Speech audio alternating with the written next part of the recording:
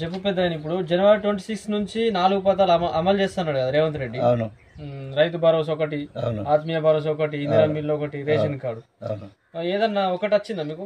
ఏది కూడా రాదు ఇప్పటిదాకా. పెన్షన్ 4000 అన్నాడు, పెన్షన్ కూడా అయితే జాడడం లేదు, పత్తలేదు. అది రైతు భరోసా అన్నాడు, ఇంతవరకు రైతు భరోసా లేదు. రుణమాఫీ అన్నాడు, రుణమాఫీ 25% ఆయన మాఫీ చేసాడు. 40,000 కోట్ల అన్నాడు, అందులోకెళ్ళి 21,000 కోట్లే మాఫీ చేసాడు. మరి ప్రతి పాస్బుక్ మరి మాఫీ చేస్తామన్నాడు, ఇంతవరకు దాని మీద ఏం లేదు. 4వ విడతాడు, 5వ విడతాడు, ఏ విడతలు కూడా ఎవరు కూడా దాంట్లో మాఫీ అనేది రాలేదు. దాంట్లోకెళ్ళి 21,000 కోట్లు మాఫీ చేసాడు. మిగతా 19,000 కోట్లు ఇంకా మాఫీ చేసాడు, ఇంతవరకు కూడా మాఫీ చేస్తలేరు. దాని మీద ఏం మాట్లాడతలేరు. మరి అది 2,500 రూపాయలు ప్రతి మహిళకి ఇస్తామన్నాడు, అదైతే పత్తలేదు. ఇంతవరకు కూడా దాన్ని మాట్లాడలేదని మేము మాట్లాడలేదు.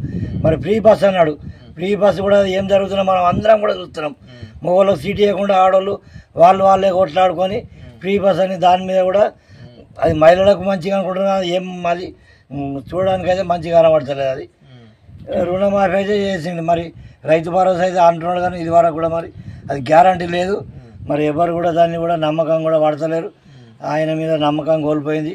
మరి వచ్చే స్థానిక సంస్థలలో వాళ్ళకు గుణపాఠం చెప్పాలని కూడా దాన్ని హెచ్చరిస్తున్నాం. నేను కూడా ఒక రైతు నాయకుడిని, స్వయం కృషి సంఘం నుంచి నేను ప్రెసిడెంట్ ఉన్నా.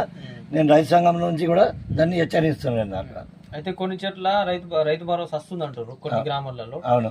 అయితే మీకు ఎట్లా అనిపిస్తుంది? నమ్మకం ఉందా? పడతాయి? ఏం నమ్మకం ఉన్నది? అది ఎంపిక ఎంపిక చేసిండు నీకు కాన్స్టిట్యున్సీలో కొన్ని గ్రామాలు, మరి పడతాయి అంటున్నారు, కానీ ఎవరు కూడా దాన్ని నమ్మకం అయితే పడతలేరు. దాని మీద అయితే నమ్మకం అనిపిస్తలేదు.